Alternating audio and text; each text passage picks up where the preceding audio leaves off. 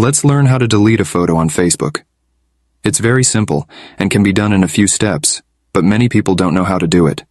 If you want to learn how, stay until the end of the video.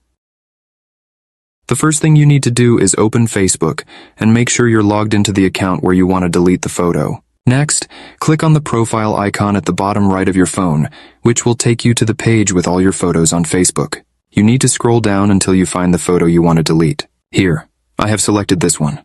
When you find the photo you want to delete, you'll see 3 horizontal dots in the top right corner of the photo. Click on them, and a menu with several options will open. You need the option Move to Bin, which is located at the bottom of that menu. This option moves your photo to the bin, where it will stay for 30 days. After that period, the photo will be permanently deleted. Click on that option, and you will be asked if you want to confirm that you want to move the photo to the bin. If you're sure, press the red Move button. Once you do that, you have successfully deleted your photo from Facebook.